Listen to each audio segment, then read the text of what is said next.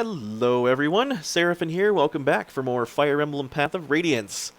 When I last left you guys, we had just finished up the prologue, and I did some explaining on some of these new game mechanics. And with that out of the way, we are going to move on to the first chapter, simply called, I don't remember what it's actually called, I guess we'll find out in a moment here, won't we? Yep, here it is. It is called The Battle Begins. Which is, very apropos considering that Ike is a trainee, or no longer a trainee mercenary. So here we have the Grail Mercenaries Fort. It's a very nice looking building, honestly. I wouldn't mind hanging out there. And here we have this lovely lady here, who is Titania. Titania is the deputy commander, so the second in command of the mercenary company.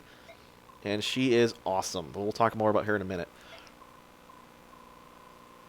Apparently, Ike's first day of mercenarying isn't going so great so far.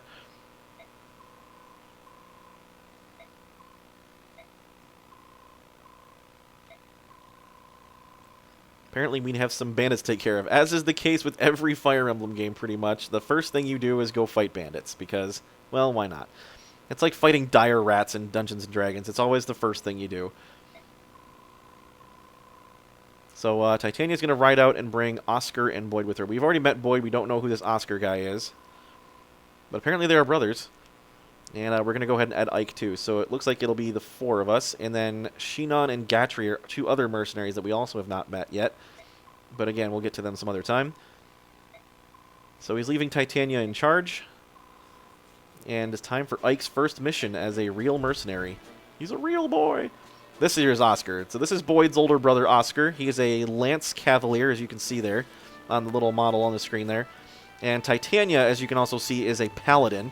She is a pre-promote. She is effectively the Jagan archetype of this game.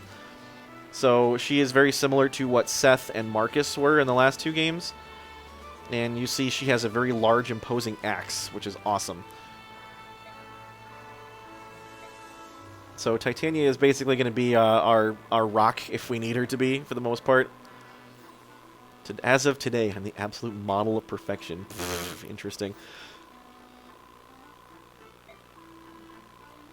So Ike didn't sleep, which is not something you want to do before you go out for a combat mission, but let's go.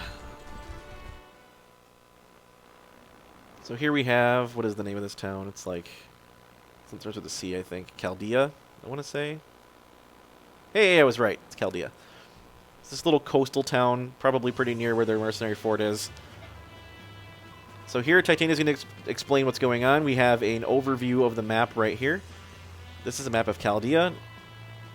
We are the blue people, because blue is good, as we all know from playing Fire Emblem. Blue is mean to your guys.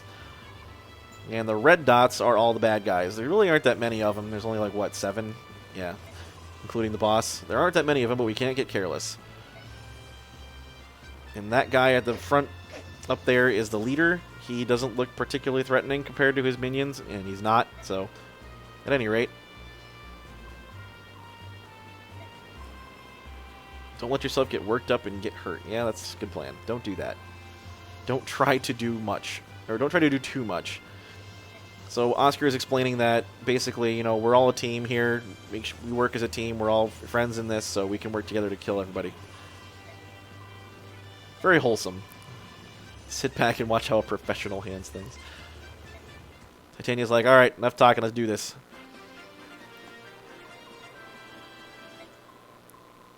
Yes, of course. Now here's Titania explaining the weapon triangle, of course. And to complete the triangle, they literally just break the fourth wall and talk about the open triangle. It's pretty funny.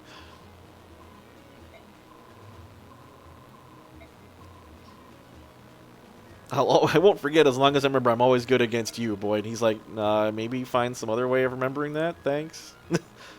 Boyd cracks me up. I actually like Boyd a lot. Don't forget to visit the locals. Yep, so we should always go into these open houses and talk to people because they'll give you stuff, usually. So first things first, we'll talk about Boyd. We've already met Boyd. He was our sparring partner last mission. But now he's here as a recruitable unit. You'll see his stats are a little better than they were during the prologue. More of everything, really. Still no resistance, I guess, or magic, but that's fine. He doesn't need either of those. A lot of HP. 30 is a big number for a level 2 fighter. But as we all know from previous installments, fighters tend to have a lot of HP. They also tend to be really strong. Boyd's pretty quick for a fighter, too. He generally will not have too much trouble with it in the speed department compared to fighters from previous installments. I think Boyd is one of the examples of a really good fighter in the series, as opposed to people like, Dorcas and Bartra and Garcia from previous installments. He's like a second coming of Barst from the original Fire Emblem game. Also very good, very fast, very strong. So yeah, Boyd's good. He's got an Iron Axe. Unfortunately, it does slow him down a little bit, as you can see here. The Iron Axe weighs 10, and he's only got 7 strength. So unfortunately, Boyd's 6 speed is actually only effectively 3, which means he's not double hitting anything, because he needs to have at least 4 more than whatever he's fighting double, and he won't. So at any rate, once he gets at least one speed level up, he'll be fine.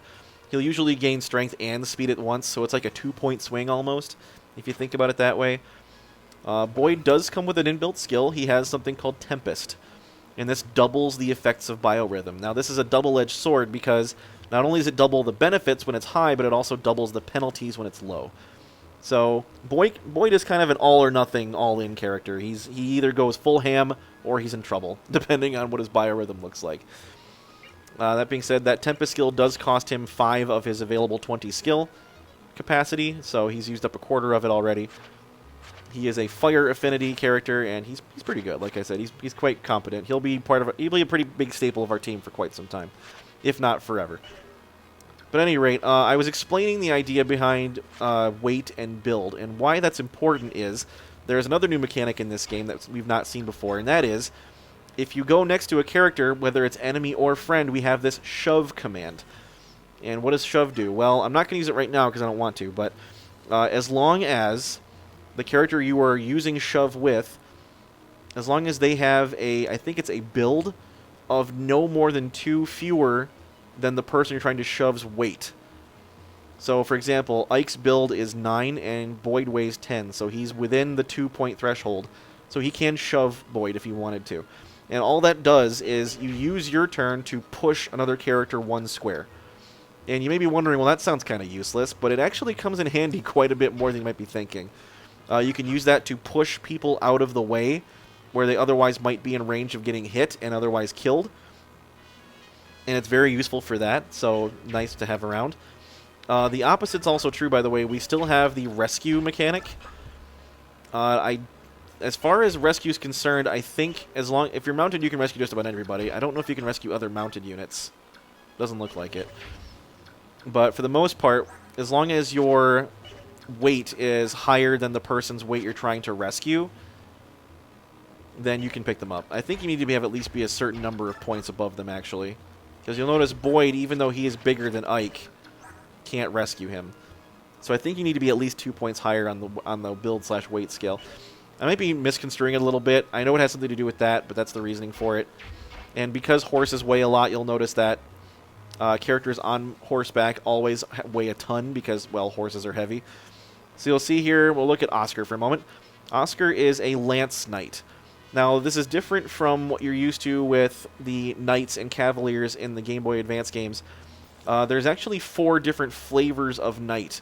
And knight actually refers to mounted characters in this game, so mounted cavaliers. But that being said, every knight has a different weapon specialization. So Oscar is a lance knight. All he gets to use are lances. There are axe knights that only use axes. There are sword knights, and there are bow knights for the 4 basic kinds of physical weapons. And the armor knights are just simply called knights. There's no prefix. So when you see a knight, they're functionally the same as they used to be. They have heavy armor, and they use lances. That's about it. But as we can see here, Oscar is wearing armor, and he also has a horse. That's what that symbol over there means underneath his build. And I guess the soldier skill isn't what I thought it was. There's a couple of things their soldier skills pertain to, but we don't have anybody that can use them just yet. So when there's an example of that to show off, I'll do that. But Oscar only uses lances, but he does come with C rank in lances, which is quite good. He's a level 3 lance knight with the earth affinity, and his stats are pretty great too. He's got a lot of defense for a level 3 unit. 8 defense is pretty good. Oscar is going to be something of a bit of a tank early on, and his defense growth is also pretty competent, so he'll keep up with that. His strength tends to be a little bit on the lower end, but his speed is also quite good. So he's basically Lowen from Blazing Sword. He's not super great at being like a damage dealer early on, but he is quite tanky and quite fast. His luck's also not too shabby either. But yeah, Oscar's quite good. I like him quite a bit. I don't think there's anybody that's better than him as far as that regard. And then finally we have Titania, who, as I mentioned previously, is the Jagan archetype of this game. She is a pre-promoted paladin, and she's level 1, but she's utterly insane in terms of her stats here. She has 12 strength, 13 skill, 14 speed, just utterly ridiculous. She does come with an iron axe that does not slow her down at all. The steel axe, however, does slow her down a little bit, but again, 14 speed, she's doubling everything at this point in the game. She's so fast. And she started out presumably as an axe knight, and upon promotion, every knight of every type, when they promote to paladin, gets to pick. They don't automatically get one weapon type, they get to pick one of the other 3 they don't already have. So presumably when Titania promoted, she picked lances, because that's what she gets to use. She has C rank in lances and A in axes. So when Oscar promotes to a paladin, he'll get to pick either swords, axes, or bows to add to his repertoire. Which, honestly, I haven't decided yet what to do with that, but I'm probably going to go with axes because axes are amazing. So you'll see Titania comes with a counter skill built in. So when this skill triggers, she will deal half the damage she just took from an enemy hit back to the person that hit her. Unfortunately, the trigger percentage for this skill is fairly low. I don't see it happen very often. In fact, I think out of all the playthroughs of this game I've been through, I've only seen it happen maybe a dozen times. So not very common, not really that useful of a skill, but really she doesn't need it. Titania is a beat stick in every regard. If you needed her to, she could absolutely solo the first few chapters of this game, but we want to train up our lower level guys and just have her as a kind of a trump card if we need her to. So that being said, we're going to use her to visit the villages first of all. Yes, of course I'm with the mercenaries. You couldn't tell? Titania's armor is very cool looking. She doesn't look like a typical mercenary. She looks like she could be a member of like a military group, pretty much. We are farmers and not fighters. We get a steel sword off the bat. Isn't that wonderful? Now that being said, steel swords are quite heavy in this game. They weigh 12, so Ike's not going to be benefiting from that for quite some time. Speaking of Ike, he came prepared. He has 4 iron swords in his inventory. And you may be noticing that the inventory space in this game is a little different than what you're probably used to in the Game Boy Advance games. Rather than having 5 slots total among weapons and other equipment, you'll see here every character has 4 slots for weapons and 4 slots for other stuff. And other stuff can be vulneraries. It can be like, you know, items that get dropped, like antitoxins or like stat boosting items. There's some kind of magical rings you can get in this game, so they actually have their own separate inventory for both, which is really, really nice. I actually like that quite a bit, because typically I'd only ride into battle with 4 weapons anyway, and then have an extra slot open for another item or for just empty slots for something else that you might pick up. But that being said, Ike definitely came prepared for his first day as a mercenary. He's decked out and will never run out of swords, at least not for quite some time. So the first thing we're going to do is we're actually going to soften up this axe fighter up here. Yes, I know it's technically against the triangle to use lances on axes, but you'll see Oscar doubles this guy, and he's very fast. And because he's so tanky, he won't take a lot of damage in retaliation. So we're going to soften this guy up with Oscar first, and we're going to allow Ike to have the kill, since Ike is technically our lowest level member at this point. Him and Boyd are both level 2. I want to focus on Boyd as well. But first things first is our buddy Ike here. Now, I didn't bother to look to see if this guy drops anything upon death. He does not. Okay. This guy does not either. So, first thing we want to do, however, is free up some space on Ike because he needs the space. So we're going to trade for that steel sword, and we're going to give one of the other ones to Titania since she's got some extra space. And then we're going to go ahead and smack this guy with an iron sword. I could use the steel one for a one-hit kill, and I can't miss. So let's go ahead and do that. Rather than using 2 uses of an iron sword, I can get 1 use of a steel and take him down. Very handy to have that already in the first chapter, I gotta say. Alright, so that's Ike taken care of. You'll see when the people are done, they kind of gray out, just like they always do. And then we're going to have Boyd come over here and take care of this other axe fighter. Just because I don't need anybody getting whacked from behind here. It's going to take him a little bit to take him down, though. He 3-hit KOs this guy. He does have a 2% critical chance, but it's not likely he's going to pull that off. And I love the animation when fighters swing their axes. They just like take a big ol' swing to get the momentum from it, which is what they should be doing. Oh, so good. I'm a huge fan of the models and the animations in this game. Well, of course the mercenaries hired, or the villagers hired them. Why wouldn't they have? Well, I mean, maybe you shouldn't be bandits.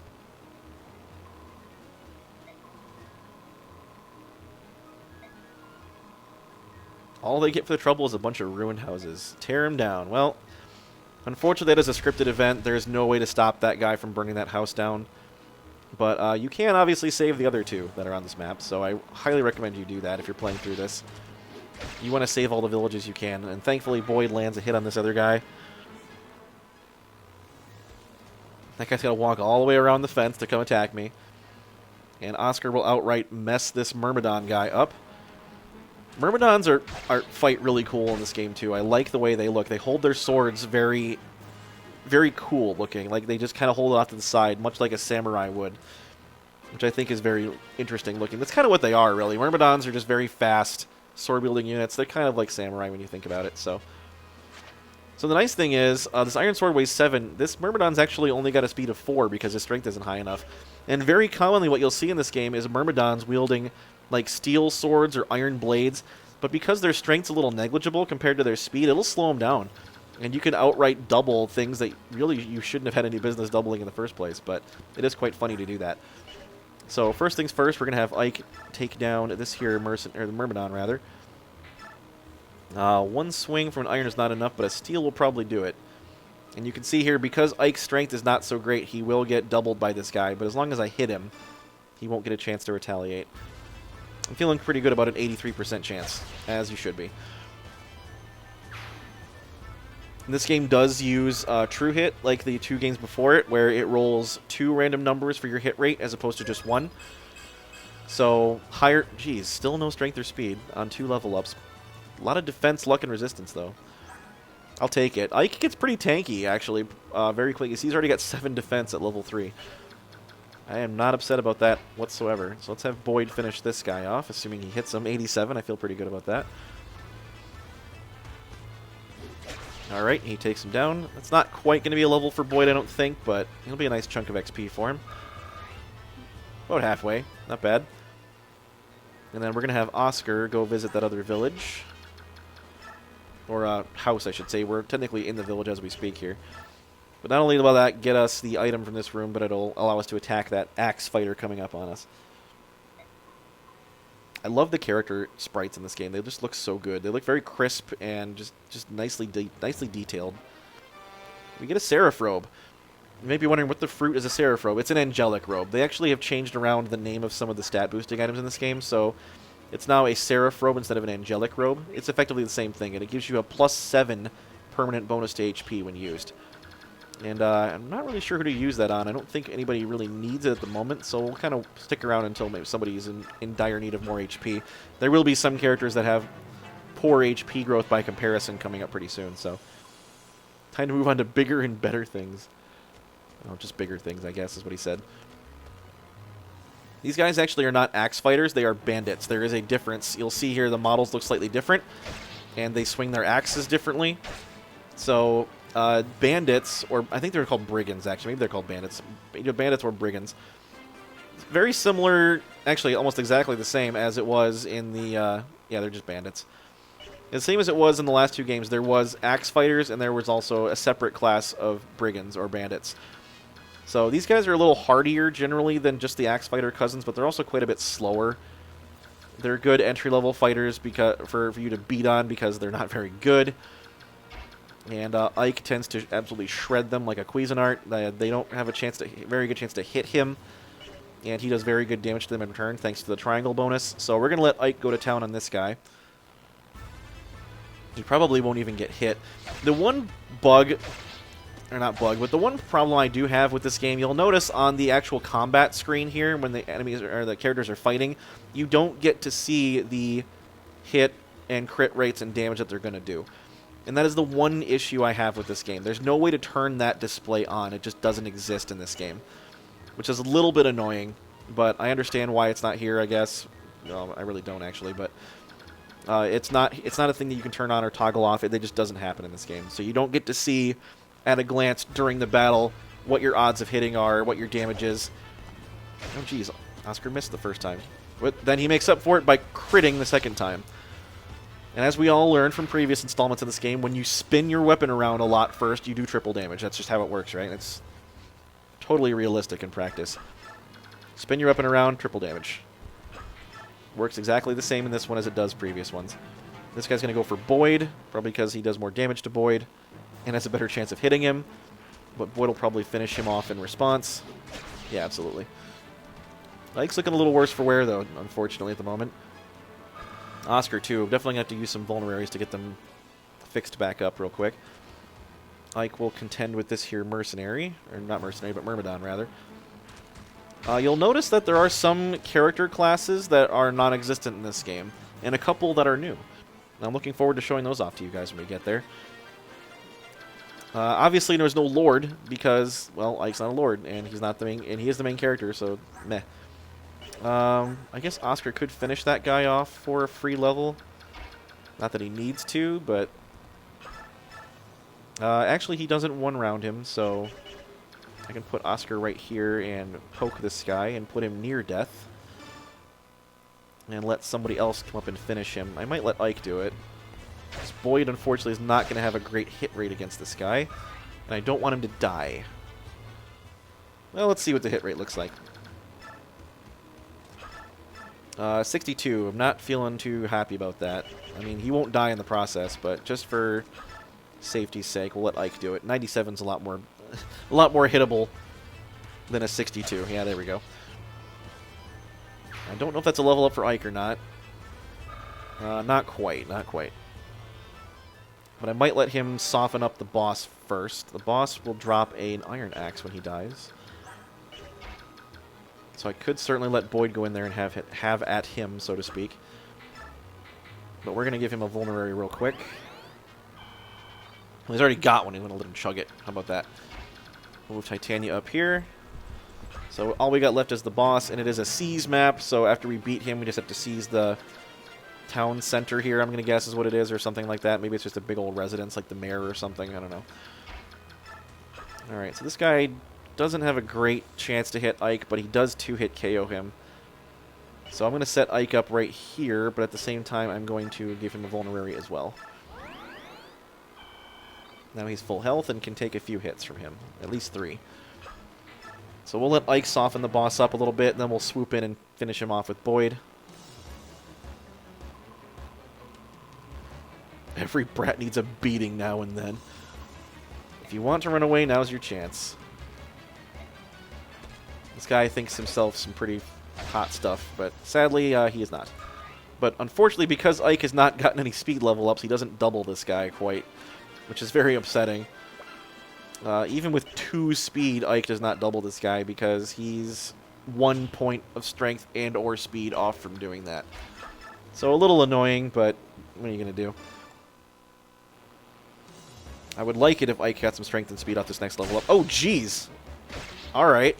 That works. As Ike crits him. That's cool. Like I said, though, we're going to let Boyd finish him off. So I'm going to pick up Ike and drop him off with Oscar. The old tried-and-true rescue drop strategy is very much still a thing in this game that I make very liberal use of. And mounted units can still finish their movement after they do something. I think in this game they can even do it after attacking, which is utterly ridiculous. That's just really, really good. So, Boyd gets 2-hit KO'd by this guy. We'll let him attack me. How about that? Just in case I miss. Get at me, bro. He's going to heal a little tiny bit from the square he's on, but not enough to avoid getting killed by Boyd here. Should be plenty. You looking for a fight? You came to the right place. Okay, whatever you say, buddy. Ow. Enjoy an axe to the face. I'm meant for better than this. Not really. You're kind of a scrub lord bandit. You reached your peak and now you're dead. How does that make you feel? Alright, so that is Chapter 1 taken care of.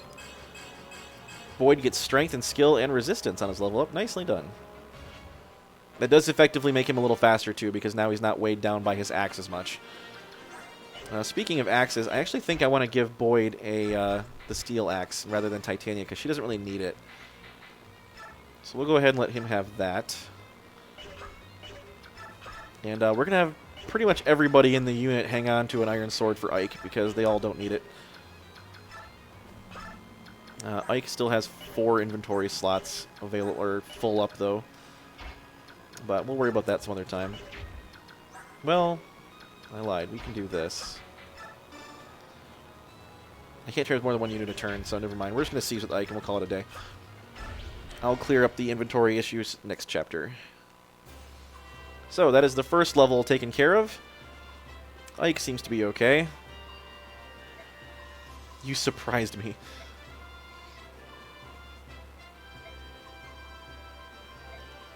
Oh, nothing. Titania knows something she doesn't want to share, evidently. It's going to be a running theme in this game, unfortunately. People knowing stuff they don't want to talk about.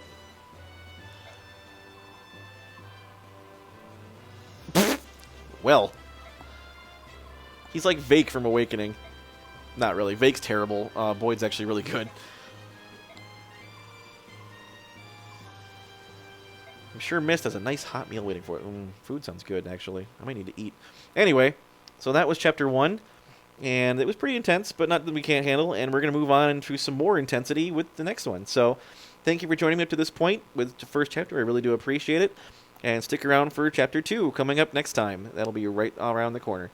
So, as I've said before, thank you very much for watching. I really do appreciate it. This has been Seraphin. Stay classy, internets.